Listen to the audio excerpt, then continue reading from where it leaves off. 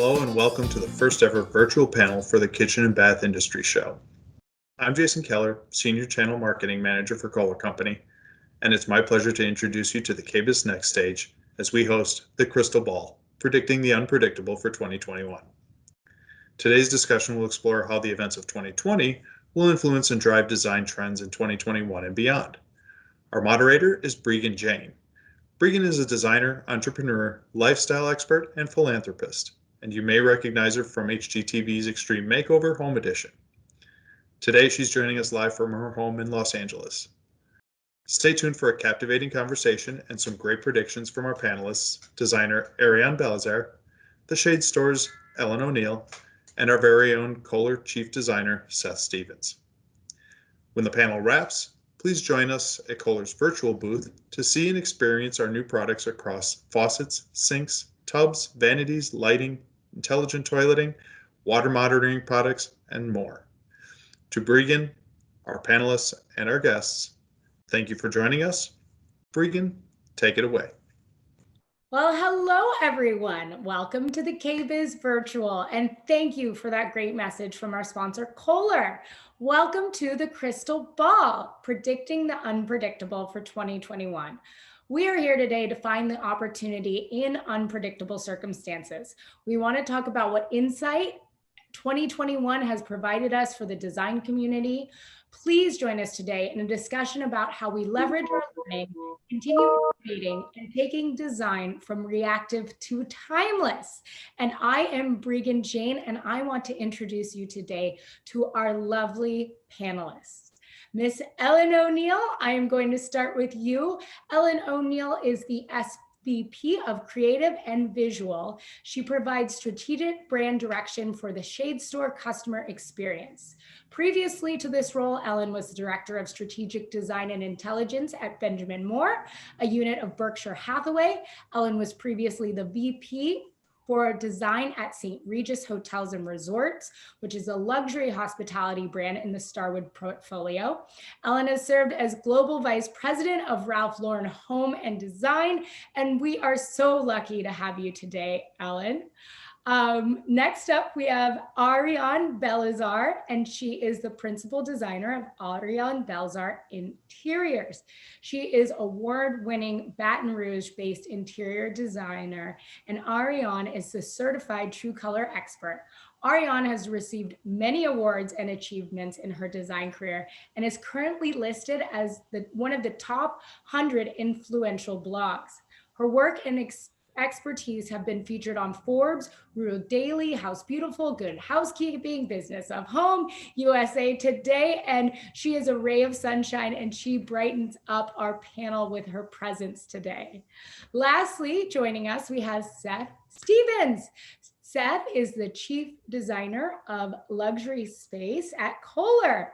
And Seth is a leading designer and innovator in the field of design with an extensive background in product design, interiors, and fashion. He joined Kohler in 2017, and he brings his global perspective to the Kohler luxury business. He's focused on creating brand-defining kitchen, bath, and lighting products for residential and commercial applications. Prior to joining Kohler, Stevens held a position as Divisional Vice President in the home categories at Sears Holdings and Creative Director at Branchwig and Phil's, and a variety of design leadership roles at Martha Stewart, West Elm, and Starwood Hotels. Stephen holds a Bachelor's of Fine Arts in Industrial Design, and he is a true artist stepping in behalf of his industry today. I'm so excited for our panel, guys. I feel like I get to introduce all the cool kids in design, but I have a quick housekeeping note before we get started. So at the bottom of your screen, you will see a chat function and a Q&A function. And please make sure to put any and all questions in that Q&A. We are setting aside time at the end of our panel today to answer those questions for you. So if you're ready, let's get started. I want to start by addressing the very memorable year that was 2020. Whether we want to forget about it or not, it affected everything, including the design industry. And as I mentioned in my opening remarks, we will most likely feel the effects for this for years to come. And so Seth, let's start with you. From Kohler's perspective, what were a few pandemic obvious products that became in high demand overnight? Thanks, Breegan. Yeah, so I'm sure a lot of these are going to be really obvious to people viewing this and to you guys here on the panel today. You know, the pandemic really has reminded us a lot about health and cleanliness and hygiene and how we treat our bodies and what we do to keep ourselves clean can also end up saving others and helping us, you know, to continue to not spread, you know, diseases, et cetera. So, you know, products that have done really well for us include our touchless faucets, of course, and then anything related to our self-cleaning toilet technology, whether that's, you know, a bidet seat, self-cleaning bidet seat, or if it's, you know, a full-on technology toilet. You know, the cool thing about touchless technology as it relates to the kitchen or bathroom is that, you know, the technology is available in every single type of aesthetic. So it's really cool. I mean, at this point, you can honestly purchase any sort of design in touchless faucets, all the way from modern to traditional. I mean, what a change in demand that must have had to be. And can you speak to that market demand? Do you see these demands for all these products continuing? Yes, absolutely. You know, I just focused on touchless faucets, but this technology, of course, with the toilet paper shortage that happened in the pandemic, you know, our whole technology toilet sector, again, whether it was, you know, just a technology seat that could be applied to any toilet or the full-on technology toilet. Some of our favorites are the Air and the Veil toilet, for example. Yeah. And like, we're seeing the bidet seat. Yeah. We're seeing that slide of products, and it was the toilet one that I saw that I'm like, we all need that with the wave of the hand. And I really believe that this is a new market trend that is going to stick around. That is my feeling. But yeah, I mean, it's just crazy. How do you see the demand continuing in both the faucets and the toilets? Oh, big time. I mean, that's the interesting thing is actually with technology toilets at Kohler, and why we were so prepared for the pandemic and for this demand was because we were seeing year over year like a 20% increase in technology toilets, whether, again, in whatever fashion. So we were really building up and seeing that as an opportunity. And then obviously through the pandemic, that increased by like 10 times. We do see this grow. We do see both of these sections and categories of product growing substantially. I think now also, whether you like the technology or not, some of us were forced into it. Some of us were really excited, and some of us were slower to adapt it, and some of us really eager. But I think now that everyone started to understand the technology a little bit more, everyone's felt more comfortable, and I think because of that, those purchases will increase. That is great. I need to order one today for my own house. Yes. Ellen, we touched a little on this when we were preparing for the panel, and I admitted I am a total fangirls of yours. But I'm just truly fascinated by color psychology. And even though you're in Windows now, you spearheaded Benjamin Moore's Color of the Year program for years in your former role. And I would love if you could speak to how the events of the past year have really affected our color choices. I know all the designers today and probably listening like feel this shift, but do you have the ability to put that into words so we can know what to expect? I definitely think there have been color reactions to the year. Basically, as recently as last week, I think Pantone announced 2 colors for the color of the year. One is a very bold yellow called Illuminating, and the other is a very soft gray. And that name escapes me at the minute, but I'll find out what it is. In any event, it is Ultimate Gray. In any event, I think color is sort of polarizing. You're either color comfortable with bold color or you prefer neutrals. Speaking to color, this is an image that we shot about, I don't know, a month ago, because we launched a brand new collection with Sheila Bridges. And Sheila is very famous for her color confidence. She selected 5 patterns that she is very fond of, including the famous Harlem Toile, which I think you'll see across different product categories, whether it's Converse sneakers or it's Sonos speakers, fabric, wallpaper. but she agreed to do a line of solar and roller shades with us. And this is an example of putting a nice soft yellow color in a window, and what it does to enhance the room if you've decided that you want to take that brave step and incorporate color into your design scheme. I kind of think the first thing you do when you walk in a room naturally is turn to a window, whether you want to see the source of light or you want to see the view. And I think that this photograph illustrates what would beckon you to look at this window. Yeah, and I think that we are realizing how much our surroundings affect our behavioral changes, and windows mean so much more now, and so does color choice. And with that, I would love to ask Arianne to see how behavioral changes are happening in your project. So Arianne, we're all avoiding the word trend. Like, trends are seriously polarizing, but let's face it, behaviors do change. And so the concept of trend needs to as well. How is this affecting your designs? Can we start with changes in kitchen layouts and considerations? Like, are you seeing kitchens change in a trend that are important right now? Yes, I absolutely, in our projects, we're working with clients who are doing new construction projects or renovations and updates of their kitchen spaces. And what we're seeing is, number one, I think the biggest opportunity for us as an industry is that people are ready to listen. They're tuning their ear into the frequency of that education that we provide as professionals, and the things that we talked about and tried to make sure that they understood were important in a successful space, that were not necessarily driven by aesthetics only. It was really rooted in function and making sure that the home rose to the occasion and supported the person living in that space. They're now listening and understanding because they've had instances where they've been trapped in their homes for weeks and months at a time, and they understand the importance of function and flow. And so I think that the trend that we are seeing and started to really see, I would say even for me and my projects in 2018, 2019, was that the kitchen is vitally important, and that you have to understand who is the primary person in that kitchen, what they're doing, but it also is kind of that the heart and the hub of the home. And so you want to make sure that that space supports the health and wellness of everyone living in it. I know that we will all want separate rooms at some point, now that we have to think about learning at home and working at home, but I believe that the kitchen will still want to be a space that's open and feeds into some type of family gathering area. So when I think about layout updates, I think about people wanting to make sure that they have proper storage, that they include all of the appliances that will really allow them to have that gourmet experience at home, because sometimes we can't go out to a restaurant.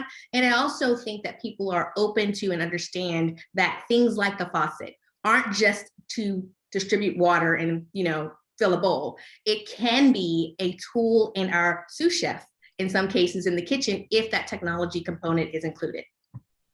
And Seth, I would love you to help us dive in here. What is Kohler introducing in the kitchen that fits into Arianne's description? Like, what have you got?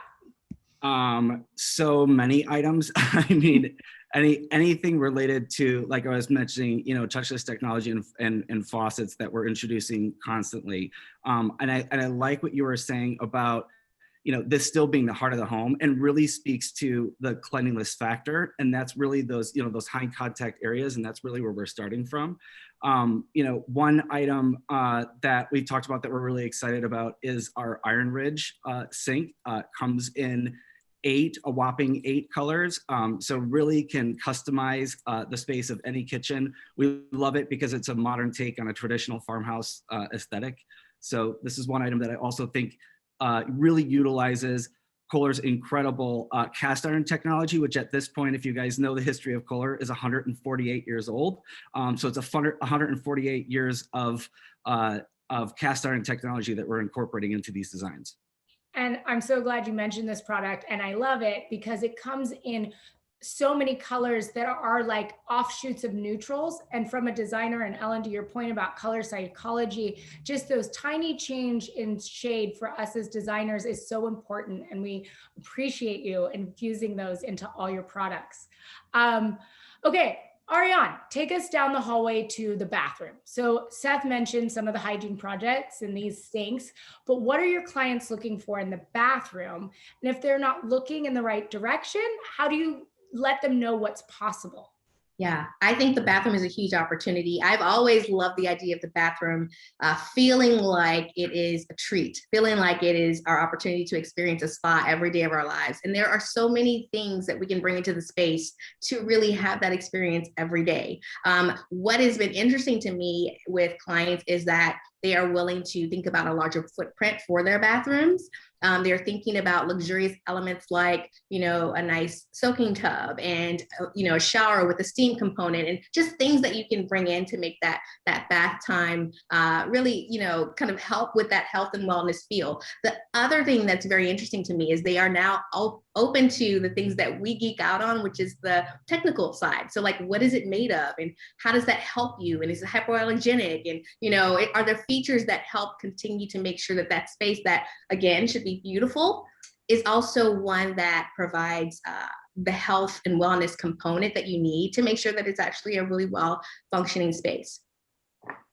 And thank you for sharing your imagery. Those are some beautiful bathrooms. And Ellen, I want to talk a little bit about hard materials here. And I want to talk about something a little harder to touch or define. And you mentioned to me window awareness. And when we talked last week, and now that you're with the Shade Store, I know that you have a lot of information around this. And I think a few images to show, hopefully. But can you speak to this concept and the importance of controlling natural light and give us some things to consider? Sure. Obviously our product centers around providing the best light situation for every room. Obviously, some people want privacy. Some people want a soft filtering, a glow. Other people want total blackout, which is what our blackout shades provide. They reduce light leak, which I'm sure, Seth, if you were at Starwood, you remember the importance of reducing light leak in all those hotel rooms. That was always a big issue on our list. So basically, this is a photograph of a kitchen that we did. The owner of the house obviously wanted to be able to appreciate the view outside the window. As you see, this is like a 5% Solistico solar shade, which allows some reference to the outside landscape, but still provides probably a nice filtering solution, reduces glare, especially these days when your kitchen islands turn into little broadcast stations and you have to make sure your Zoom is readable, et cetera, et cetera. And this is actually produced with our Sombrella collection. Sombrella, the famous producer of livable fibers, easy to clean, easy to maintain. We usually suggest speccing these kind of products in high traffic areas like your kitchen and your bathroom. That is a gorgeous photo. And I love Sunbrella for its cleanability. So I'm so glad you guys partnered. Seth, Arianne mentioned that our clients are also open to more and new possibilities. I know Kohler has put increased emphasis on technology over this past several years, which you talked about, but can you give us insight to what you think our greatest possibilities are and how technology in the home is just going to keep progressing? Absolutely, yeah. As everyone could probably tell and know, Kohler has invested, a ton of resources towards technology in general, which is really exciting because the more that they invest in technology, the safer it is, and then the more comfortable and safe that our clients and customers are going to feel. We have Kohler Connect, which is really fantastic. It's a system that connects, your bathroom or kitchen space.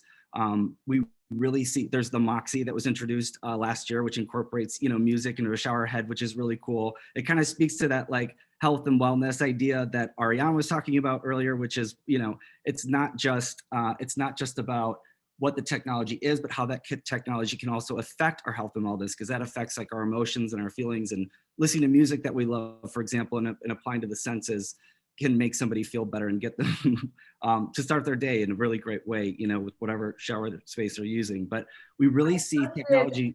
I posted that shower head on social and so many people reacted to it because I think we all sing in our showers, and it's probably Right?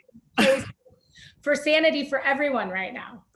So I like that you guys are integrating that much technology into your products and really focusing on the need.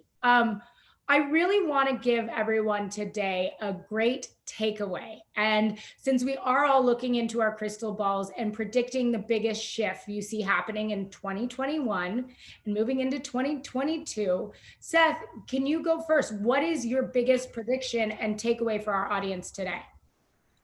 I think we've all been through such an extraordinary year, a pivotal year. And I think it was a great reminder of the relationship between us as humans, and not just the relationship with each other, but with this earth. And I think that there's going to be a renewed sense of focus towards what our relationships are like and how important those are to us, and really a shift in priorities. So it's not about the next like pair of shoes or sunglasses or thing that you might, it's more about, how are these items going to change and affect my life? And what do they mean to the safety of me and the family and my family and others? So I think that focus on home is going to continue to be really, really important.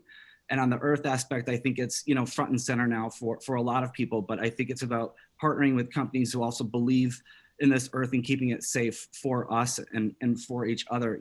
Kohler has an Innovation for Good program, which is really fantastic, that focuses on, getting water to places where there isn't safe drinking water, and also investing a ton in technology. We've been talking about this whole session, digital showering and technology toilets actually use a lot less water than their predecessors. So things like that are really important, I think, and they'll continue to be important as we move forward.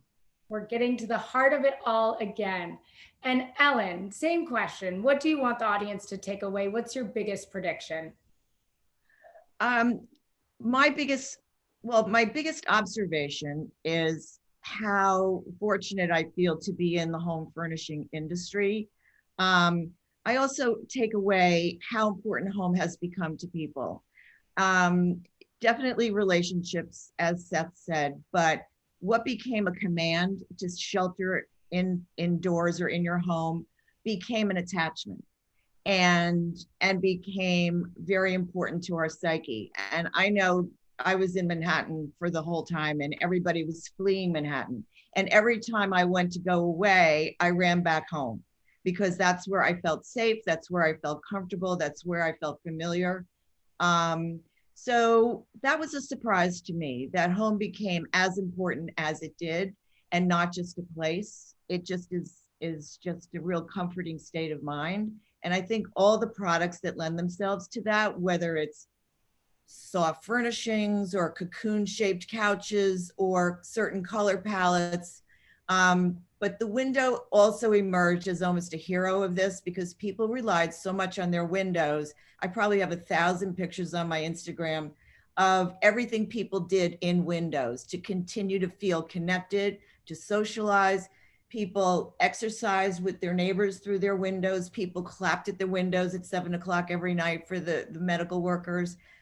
Yeah, the window definitely emerged to me as, and believe me, I'm not confusing it with real life heroes, but in a room as a means to communicate and a portal to look outside and really believe that, yes, people are still walking their dogs. People are still, everybody's in masks, but life is going on and we'll recover. Yeah, it was your only connection point. And also being, I think, stuck inside, the ability to close yourself in when you needed to, because everybody was home. So I really love what you have to say. Arianne, any closing thoughts and takeaways for our audience today? My big takeaway for the audience, especially to the design community, is that we have a huge opportunity to really show our value and our relevancy. We kind of, I think, for a few years felt like, how do we differentiate what we do with people who are just naturally inclined to know how to pull their rooms together, right? The aesthetic part of it, the superficial part of it. But what we really do is we serve people by helping them create the very best homes that they can. And we do that by continuing to educate ourselves on the trends and the products and the materials that we can use to help them get to their destination. And so I would offer everyone that the takeaway is to observe the behavior, as Ellen would say, and to lean into technology, as Seth would say, and to be the resource for your clients so that when they're making those purchases and decisions, you are holding their hand and guiding them through that decision-making process as the expert who is showing them the resources. You're the bridge between where they want to go and where they are. And your tool, your building blocks of that bridge are all of the things that you're learning at things like KBIS and those relationships you've made with your manufacturers to know what's coming down the pike or what's available right now that will help best serve that client. And yes, you are. You're learning it at KBIS and you're taking it to the masses. I feel like we've all been nerds in the home space, and for the first time, people are understanding, I think, why the general public is starting to understand our passion behind homes. And it's amazing to be in a position to give them that education and to really use our talents to help people on a mental health level right now, the best that we can, trying to just keep smiles on faces. I want to just remind our audience to definitely add any questions into the chat, but I want to say thank you, Ellen, Arianne, and Seth. And thank you, Kohler, for sponsoring today's panel discussion. We love you. And please visit Kohler's virtual booth. And I want to encourage everyone to enjoy the virtual KBIS moderator panelists that will go after this. So we are going to get to your questions. Let's see what we have here. All right, so we have a question for Ellen. As a response to the chaos of 2020, it seems that many clients are gravitating towards a soothing palette. How long can we expect this to stay? I think you don't put a time factor on it. You basically are either somebody that's really comfortable with neutrals or you're somebody that's comfortable with bolder colors. That's what I've found throughout the year. It's like, if you look at the colors you dress with, you look at the color of your car, you look at the color you pick of your dog or your cat, basically you're following a very similar trend, or a similar color theme or disposition. So everybody said, oh, grays are over. They're so like 15 years ago. Grays are a constant because people are comfortable with grays and neutrals. If you're a blue and white person, you'll probably stay a blue and white person. You may change for indigo to something a little bit more Yves Klein blue, but you're not good. I don't think in this color behavior that you necessarily see people jumping from I love blues to I love yellows to I love greens. You may love color in general, like Sheila's a perfect example of that. She loves playing colors all against each other, but color fidelity, I'm not, I think it's more in the eyes of the beholder more than it is colors that trend. Yeah, that is a great point. Arianne, we have another question for you. Do you see colorful cabinets and sinks as a lasting trend? I see colorful sinks and cabinets as a current expression of our behavior. But I absolutely agree with Ellen. When I'm sitting with people and choosing their finishes and materials, I always ask them this question: what is timeless for you? And I think I intuitively knew what you just said, that whole idea of color fidelity, which is a great term. My thing is, if you lean into what you love, it will always be timeless for you. And then it doesn't matter what the trend of the day is. Now, if you've always been someone who deep down inside has been like, I wish I could see color in the kitchen, and now when it comes up and everyone's doing it, you're like, I found my people, then you were always a color person. You would always have wanted to do that. You were just waiting for permission to express yourself that way. So I think that, making the decision for cabinet color is one of those things that you can do and know that, hey, if I fall out of love with that shade, I can always paint it. Sinks may be something you want to be more thoughtful around because they're going to, kind of set boundaries around what you can do in that kitchen.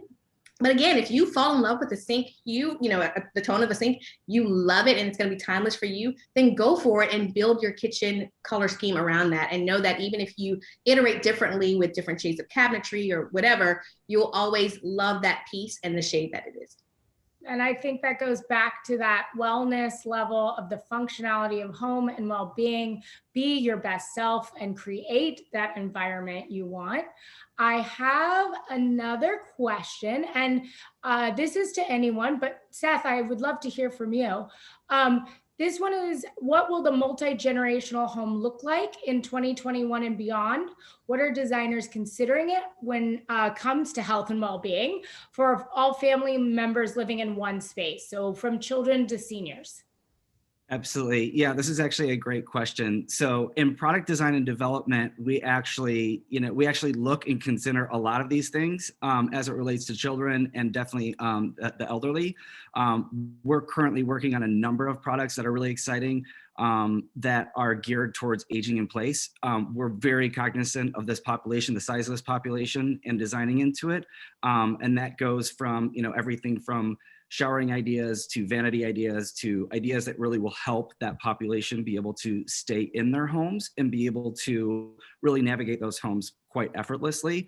The other big thing is, because of this pandemic, we're really looking at cleanliness as a key factor. So how easy it is to clean items, because regardless of age, this is something that will affect everybody. But really looking at, as we design products, how are they being designed? Is it a sleek surface that allows for easy cleanability? Are they self-cleaning, et cetera? So yeah, we're looking at all of those things for that population. So interesting. And by the way, guys, we are getting so many questions. And I have one again for you, Seth. What about voice command for a shower head or valve? Is that a trend or is that here to stay? Here to stay. Yeah, I think anything related to voiceless technology is here to stay. And I think, kind of touching on and relating to what Arianne was saying earlier, and what I was starting to talk about was, the technology and where it exists in those key touch point areas of kitchen and bath. But I think eventually what will happen is this is going to be for the entire home. And the goal, I think, will be so that that home is actually like reading you, so that it almost becomes reflexive. So I think that technology is just going to continue to elevate. And if I can add, as a mom of 2 young boys, they think they can talk to everything. And so when it doesn't respond, it's like weird to them. And you see how this is going to be the new normal. It has to be built in because the expectancy is there. Do you wish that your home could tell your children when to go to bed? And like It does. I provide meditation music for bedtime. That is our signal. No, but totally wish I could. And Seth, I think I told you my son saw a Kohler commercial and we're like, Mom, where's our faucet that can like fill the bowl? And I was like, where are you even gathering this information? But kids keep us on our toes in a lot of ways. Okay, I have a question for Arianne. Many of us are cooking more than ever before. Do you think that kitchens in post-COVID new builds will get bigger? Will this increased emphasis in cooking change the layouts and encourage technology investments in the kitchen? Great question. I don't necessarily think that kitchens will get bigger in terms of square footage. I think they will become more elegant and efficient. I think people will think about what they really need, because think about it, if the kitchen is huge and it takes you 20 steps to get from one, the prep area to the cook area, that's not really helping you. But if the kitchen is really well designed and things are placed where they should be, and on top of that, there's the assistance of technology. I think about what you just said, Breegan. My kids are 11 and 13, just turned 13. And there was a period of time that they would come home and when they would wash their hands, they would just put their hands underneath the faucet and be like, what's up? Because when I go to the store, it like comes on, like, where's our thing? Just like that, right? And now everything is voice activated. So like, hey guys, don't forget you have to do homework this time. And they'll go, hey, can you set a timer for blah, blah, blah. So you're right. It's all ingrained. And so when we think about the way we design our kitchen, we're thinking about efficiency. We're thinking about making sure we're maximizing square footage. We're thinking about the appliances and the tools and fixtures that will help make that process of cooking more efficient. And that actually is, a hallmark of what you would see in a gourmet 5-star kitchen. It is not about the space as much as it is the efficiency of how that that chef and his sous chefs are prepping and preparing and cooking food. And so when we think about the way we are assisting our clients in designing their kitchens, we always start with that test of how do you cook, for me, how do you cook spaghetti? Like, walk me through it. And then let's lay out the kitchen in a way that you can do that very efficiently without a whole lot of pain points or challenges. And that doesn't necessarily translate to more square footage in the kitchen. Interesting. Yes. One of my biggest struggles is when I have a client come to me and they are stuck on the visual of the kitchen. And it's like, you can't start with the visual of a kitchen. You have to start with a functionality standpoint. All right. So many more questions. Ellen, what are you finding the most important? Where are you finding the most important insights and trends to share? Everyone wants your secrets. Oh my. Well, the typical places have been sort of closed down to all of us. I think traveling a lot internationally, especially to the trade shows, Maison Objet, Salon de Mobile, all those, and everything over there, from the flea markets to the restaurants to the actual trade shows to actual shopping. I mean, all of these things. I always study shopping bags when I'm on the streets of cities to see the most popular stores, or what are the colors that they're picking out for their branding, or things like that. I think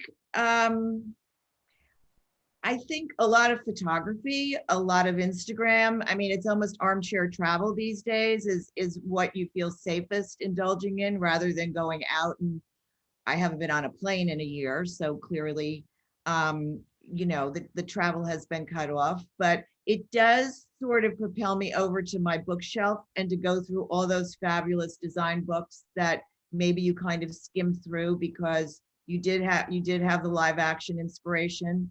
But the streets of New York have still remained inspiring. The Union Square Farmers Market always inspired me for color palettes, given the array of colors with fresh produce. The 26th Street Flea Market, the museums, once they reopened, I think you get a lot of inspiration. And we did a project recently for the Shade Store where we hired a photographer to be like the Bill Cunningham of windows. And we had him go around the Flatiron area and shoot the exteriors of all the windows with a clue in the window to the life that lived beyond the pane. So these weren't windows that the Shade Store had dressed, anything like that.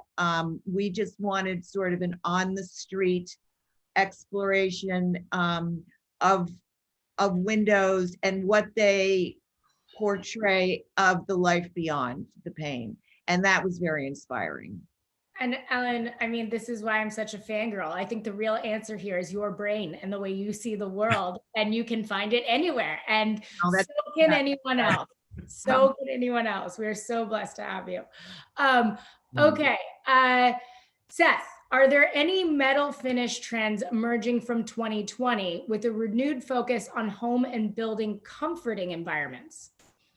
Yes, this is a big one and a very common one that comes across my desk. It probably comes across all of yours.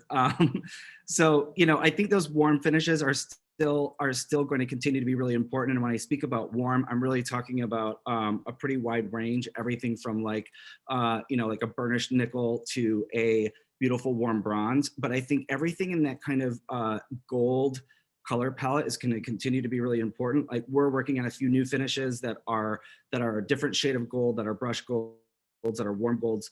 But I think that's going to continue to be really important. And I think this dark finish metal trend is going to continue to be important as well. So we have a huge response to matte black, and it's doing really well in general.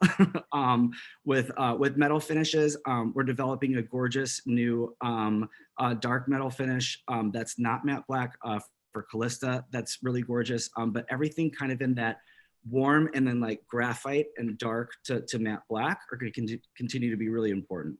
I'm obsessed. I'm obsessed. Well, we have to wrap up here today, but this has been so amazing. Thank you, Ellen, Seth, Arianne. Please, everyone, I encourage you to enjoy virtual KBIS. Like Ellen said, we're not getting on planes, but as technology has become so important, please take advantage of virtual KBIS and also visit Kohler's virtual booth. We are here connecting, getting back to the center, predicting that everyone cares about the home again and what it means from functionality and a wellness space. And that makes me happy. So thank you everyone for joining me today. Thank you, Kohler, for having us. We really appreciate you tuning in. Thank you.